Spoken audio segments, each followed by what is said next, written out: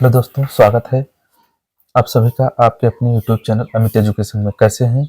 उम्मीद करते हैं आप लोग अच्छे होंगे। तो साथियों, आज हम पढ़ेंगे केमिस्ट्री के एक इम्पोर्टेंट टॉपिक, मैटर। क्या है? पदार्थ या द्रव्य, जिसे इंग्लिश में बोलते हैं मैटर। इन सब के बारे में समझेंगे। पदार्थ कितने होते हैं, कितने पदार्थ के कितने क्या क्या वर्गीकरण होते हैं, पदार्थ को कितने भागों में बांटा गया है, इन सबको डिटेल्स आज हम इस वीडियो के माध्यम से पढ़ने वाले हैं। तो सबसे पहले हम देखते हैं पदार्थ क्या होता है। ठीक है, चलिए समझते हैं पदार्थ क्या होता है। ब्रह्मांड में उपस्थित वह सब कुछ जिसमें द्रव्यमान हो और जो स्थान घेरता हो पदार्थ कहलाता है। साथियों, ब्रह्मांड में जितनी भी वस्तुएं आप देख रहे हैं, क्या है? सब पदार्थ हैं, जिनमें अपना क्या हो, एक भार हो और जो स्थान घेरती हो, वो सब क्या कहलाते हैं? पदार्थ कहलाते हैं। ठीक है, उम्मीद करते हैं आपको समझ में आ गया होगा। वस्तु में उपस्थित पदार्थ की मात्रा उस वस्तु का द्रव्यमान कहलाती है।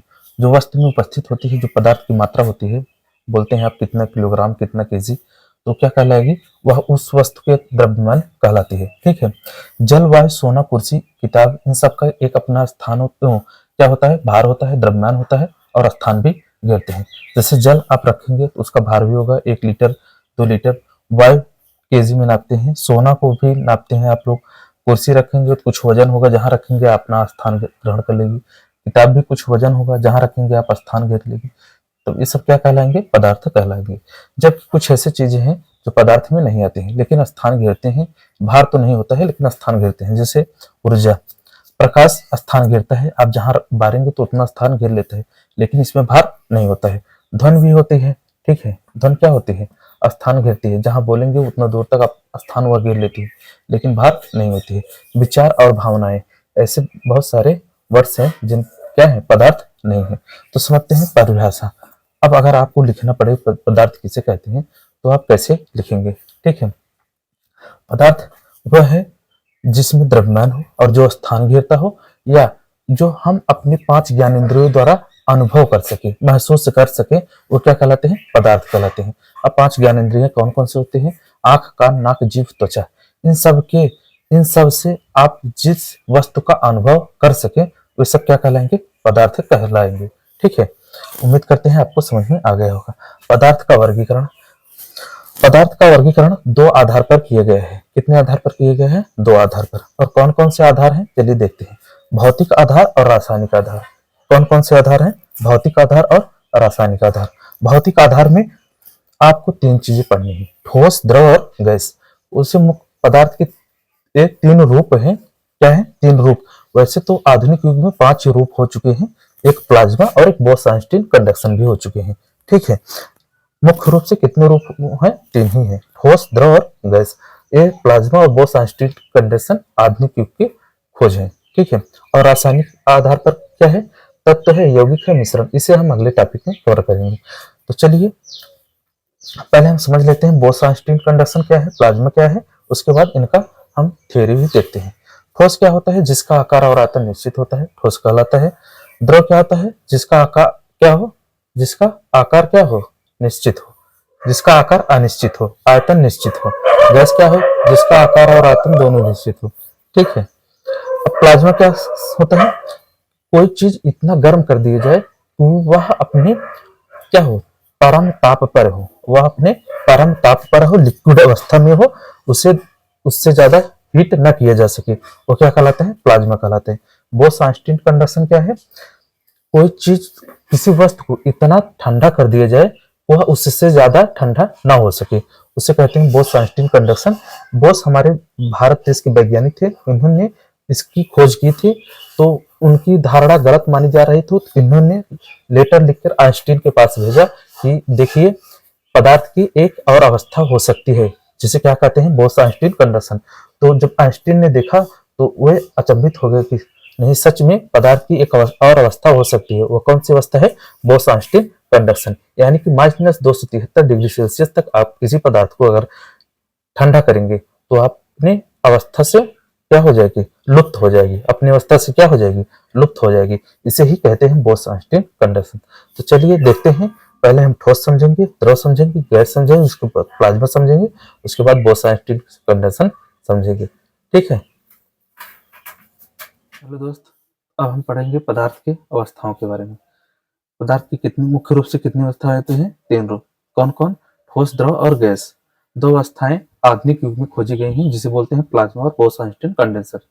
तो पहले हम पढ़ेंगे ठोस किसे कहते हैं, उसके बाद द्रव किसे कहते हैं, उसके बाद गैस किसे कहते हैं, उसके बाद इन तीनों के कुछ हम तर्क पढ़ेंगे और इनमें अंतर क्या होता है, इन सब को पढ़ेंगे। उसके बाद हम प्लाज्मा और बोस-आइंस्टीन कंडेंसर को पढ़ेंगे।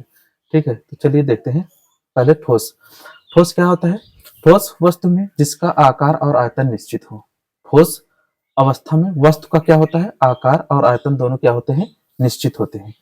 ठीक है, इन पर इन जब इन द्रव्यों पर बल लगाया जाता है, क्या होता है? जब इन पदार्थों पर बल लगाया जाता है तो इनमें आकार बनाए रखने का गुण होता है। क्या होता है? गुण।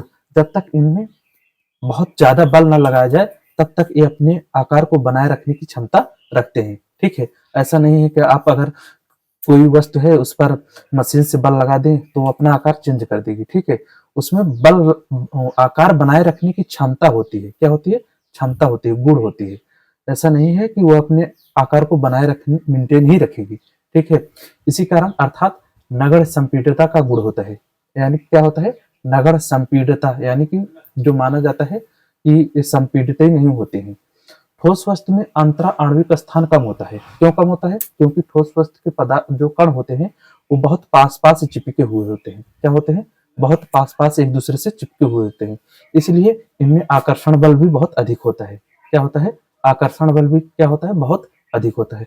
तो चलिए समझते हैं ठोस क्या होता है। जैसे लकड़ी, कांच, पत्थर, ये सब क्या होते हैं? ठोस होते हैं। ठीक है, बहुत सारे ऐसे हैं जो आप आसपास देख रहे होंगे, वो ठोस अवस्था में पाए जाते हैं। अब चलिए देखते हैं द्रव। द्रव अवस्था में क्या होता है? द्रव क्या होता है? द्रव अवस्था में वस्तु का आयतन निश्चित और आकार क्या होता है? अनिश्चित होता है। अर्थात आप 1 लीटर पानी को लेंगे, आप जिस बर्तन में रखेंगे वह उस आकार का हो जाएगा, लेकिन उसका आयतन 1 ही लीटर ही रहेगा, आप चाहे जिस बर्तन में रखेंगे। ठीक है, इसलिए द्रव अवस्था में वस्तु का जो आयतन होता है वो निश्चित होता है और आकार जो होता है वो अनिश्चित होता है। द्रव में अंतराण्विक स्थान जो बल होता है, स्थान होता है, वो ठोस की अपेक्षा अधिक होता है। क्या होता है? ठोस की अपेक्षा अधिक होता है। अणुओं के मध्य आकर्षण बल कम होता है क्योंकि वे थोड़ा दूरी दूरी पर होते हैं। ठोस की अपेक्षा जो आकर्षण बल होता है वो द्रव में कम होता है। ठीक है, द्रव में ठोसों की अपेक्षा कम घनत्व होता है। किसकी अपेक्षा कम घनत्व होता है? ठोस की अपेक्षा कम घनत्व होता है। आपसे ऐसे एग्जाम में क्वेश्चन पूछ लिया जाता है कि ठोस में घनत्व ज्यादा होता है कि द्रव में घनत्व ज्यादा होता है, तो आपको पता होना चाहिए ठोस में घनत्व ज्यादा होता है। ठीक है, और द्रव में ठोस की अपेक्षा घनत्व कम होता है। जैसे जल, दूध, तेल आदि ये सब क्या है? लिक्विड अवस्था में होते हैं, द्रव अवस्था में होते हैं। ठीक है, आप समझते हैं गैस। गैस क्या है? गैस अवस्था में वस्तु का आयतन एवं आकार दोनों अनिश्चित होते हैं। क्या होते हैं? आयतन और आकार दोनों अनिश्चित होते हैं। आप गैस को छोड़ देंगे, वह किसी और गैस से मिलकर अपना आयतन बढ़ा लेगा।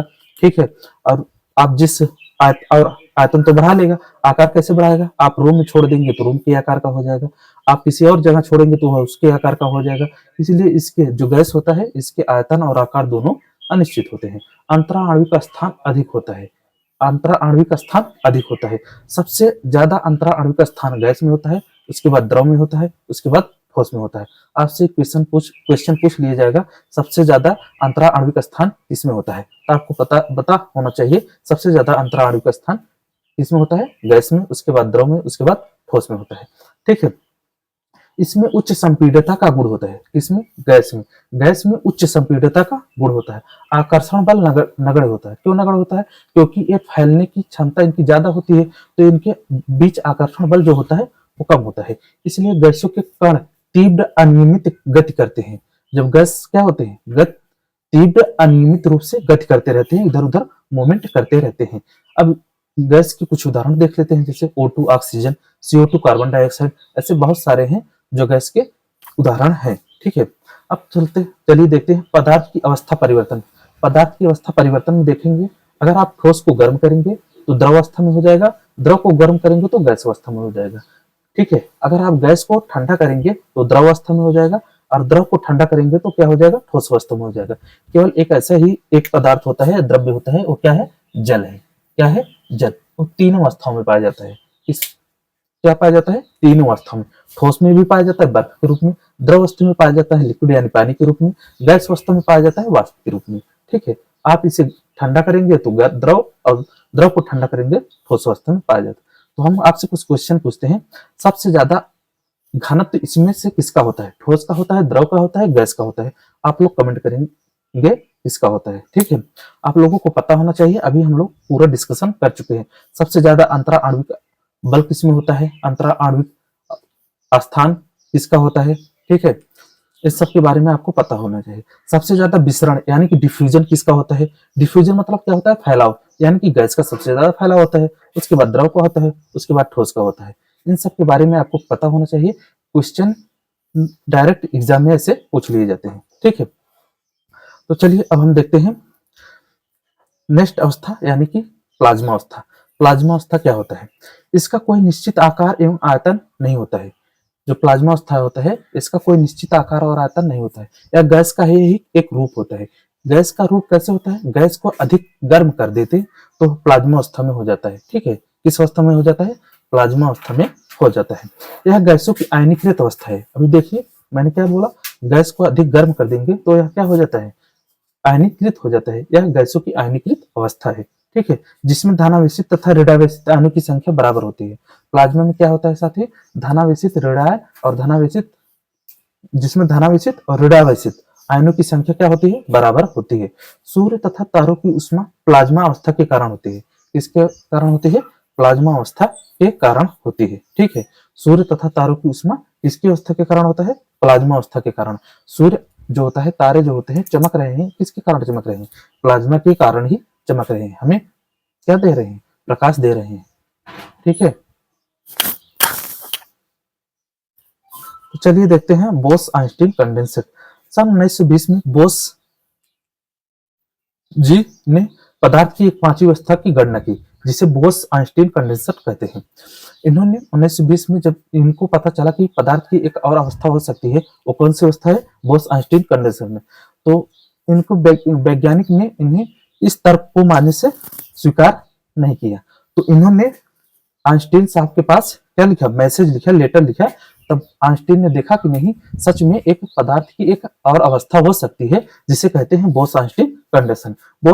बीईसी मतलब होता है बोस आइंस्टीन कंडेंसर। वह अवस्था है जिसमें किसी गैस के परम शून्य तापमान यानी कि -273.15 डिग्री सेल्सियस तक अगर आप किसी पदार्थ को क्या करते हैं? ठंडा करते हैं, तो परमाणु की ऊर्जा लगभग समाप्त हो जाती है, यानी कि द्रव्य क्या हो जाता है? समाप्त अवस्था में हो जाता है।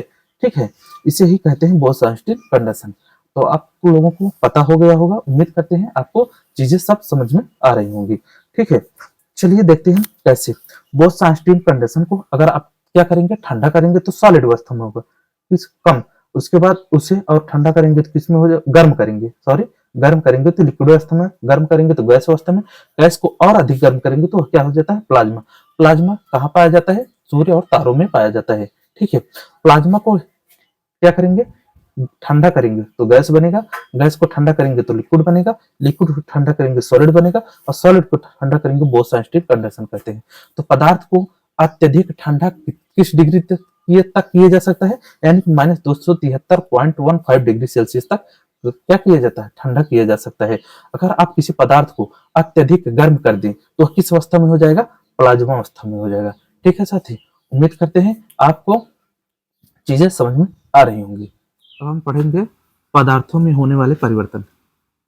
ठीक है, ठोस, द्रव, gas, plasma, Bose Einstein condenser, इन सब के बारे में बहुत अच्छे से पढ़ चुके हैं।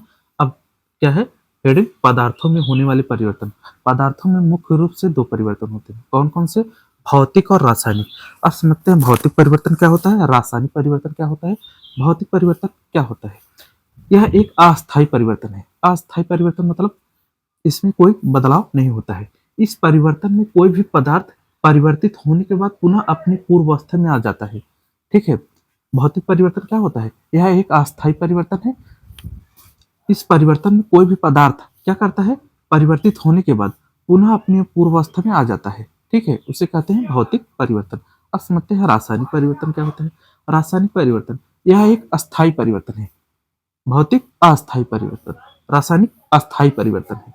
इस परिवर्तन में कोई भी पदार्थ परिवर्तित होने के बाद पुनः अपनी पूर्व अवस्था में नहीं आता है। क्या आता है? पूर्व अवस्था में नहीं आ सकता। जो पूर्व अवस्था में अपनी आ सकता है उसे भौतिक बोलते हैं, जो अपनी पूर्व अवस्था में नहीं आ सकता है उसे रासायनिक बोलते हैं। ठीक है, अब हम समझते हैं भौतिक परिवर्तन और रासायनिक परिवर्तन में कुछ उदाहरण के साथ समझते हैं। जैसे मोमबत्ती का पिघलना, बहुत ही इंपॉर्टेंट क्वेश्चन पूछा जाता है, बार बार कॉम्पिटेटिव एग्जाम में भी पूछा जाता है कि मोमबत्ती का पिघलना कौन सी प्रक्रिया है, भौतिक प्रक्रिया है या रासायनिक परिवर्तन है। तो आपको पता होना चाहिए, मोमबत्ती अगर पिघल रही है, पिघल कर वह एक लिक्विड अवस्था में हो जाती है, पुनः जमा होने पर वह मोमबत्ती बनाया जा सकता है। इसलिए मोमबत्ती का पिघलना एक भौतिक परिवर्तन है। लेकिन मोमबत्ती का जलना, ठीक है, यह एक रासायनिक परिवर्तन है। अगर मोमबत्ती को आप जलाएंगे तो वह खत्म हो जाती है। क्या हो जाती है? खत्म हो जाती है, यानी कि गर्म होकर उड़ जाती है। तो उसे हम पुनः बना नहीं सकते हैं। ये इसलिए मोमबत्ती का जलना क्या है? एक रासायनिक परिवर्तन है। ठीक है, पानी से बर्फ का बनना, अगर आप पानी लेंगे उसे ठंडा करेंगे तो बर्फ बन जाएगा, पुनः बर्फ को गर्म करेंगे तो वह पानी अवस्था में हो जाएगा, लिक्विड या द्रवस्था में हो जाएगा। इसलिए पानी से बर्फ का बनना एक भौतिक परिवर्तन है। ठीक है, मक्खन का खट्टा होना, ठीक है, मक्खन जो होता है अगर खट्टा हो गया तो उसे आप सही नहीं कर सकते, उसे आप सही नहीं कर सकते। इसलिए मक्खन का खट्टा होना यह एक रासायनिक परिवर्तन होता है। ठीक है, पानी का वाष्प बनना, पानी का वाष्प बनना, अगर पानी वाष्प बन गया तो उड़ जाएगा, ऐसा नहीं है, आप एकत्रित करके उसे पुनः पानी बना सकते हैं। इसलिए क्या हो जाता है? पानी का वाष्प बनना यह एक भौतिक परिवर्तन है। खाने का पचना, खाने का पचना एक क्या है? रासायनिक परिवर्तन है। अगर आप का खाना पच गया है तो आप पुनः उसे खाना नहीं बना सकते हैं। यह इसलिए खाने का जो पचना होता है वह क्या होता है? एक रासायनिक परिवर्तन होता है। इंपॉर्टेंट क्वेश्चन है। ठीक है, कागज का फटना और कागज का जलना, दोनों में बहुत ही बार क्वेश्चन कंफ्यूज करने के लिए पूछ लिया जाता है कि कागज का फटना और कागज का जलना, इनमें से कौन सा भौतिक परिवर्तन है, कौन सा रासायनिक परिवर्तन है। तो आपको पता होना चाहिए, कागज का फटना, अगर कागज फाड़ दिए हैं तो आप पुनः उसे कागज बना सकते हैं। ठीक है, लेकिन कागज जल गया है या कागज जल गया है तो आप क्या कर सकते हैं? पुनः कागज बना सकते हैं? नहीं बना सकते हैं। इसलिए कागज का जलना एक रासायनिक परिवर्तन होता है और कागज का फटना एक भौतिक परिवर्तन होता है। ठीक है, दूध का गर्म होना, दूध का गर्म होना, अगर आप दूध को गर्म करेंगे पुनः ठंडा करेंगे तो अपनी दूध ही अवस्था में ही रहती है। इसलिए दूध का गर्म होना क्या कहलाता है? भौतिक परिवर्तन कहलाता है। लोहे पर जंग लगना, लोहे पर जंग लगना क्या होता है? लोहे पर जंग लगना एक रासायनिक परिवर्तन है, जिससे लोहे का संक्षारण होता है, लोहे का विनाश होता है, नष्ट होता है। इसलिए लोहे पर जंग लगना एक रासायनिक परिवर्तन है। ठीक है, रेत का पानी में घुलना, अब अगर आप रेत लेंगे उसे पानी में घोल देंगे तो ऐसा नहीं है कि आप पानी नहीं बना सकते हैं, रेत नहीं अलग कर सकते, पुनः उसे अलग किया जा सकता है, यानी कि पुनः अपने पूर्व अवस्था में प्राप्त किया जा सकता है। इसलिए रेत का पानी में घुलना एक भौतिक परिवर्तन है। ठीक है, दूध से दही का बनना, अगर एक बार दूध से दही बन गया तो आप उसे दही से क्या कर सकते हैं? दूध नहीं बना सकते हैं। इसलिए अभी हम पढ़ चुके हैं क्या होता है, जो अपनी पूर्व अवस्था में आ सकता है उसे भौतिक अवस्था बोलते हैं, परिवर्तन बोलते हैं, और जो अपनी पूर्व अवस्था में नहीं आ सकता उसे रासायनिक परिवर्तन बोलते हैं। तो दूध से दही बन गया, दही से दूध नहीं बनेगा, तो यह क्या हो जाएगा? दूध से दही का बनना एक रासायनिक परिवर्तन हो जाएगा। ठीक है साथी, उम्मीद करते हैं आपको वीडियो बहुत अच्छा लगा होगा। अगर आप वीडियो में नए हैं तो चैनल को सब्सक्राइब करना न भूलें। ठीक है, और दोस्तों के पास शेयर जरूर करें। मिलेंगे अगले वीडियो में ऐसे ही इंपॉर्टेंट टॉपिक के साथ। केमिस्ट्री, फिजिक्स, हम ऐसे ही एक एक टॉपिक को कवर करते हुए चलेंगे। ठीक है, उम्मीद करते हैं आपको चीजें समझ में आ रही होंगी। तो मिलेंगे अगले वीडियो में। जय हिंद, जय भारत।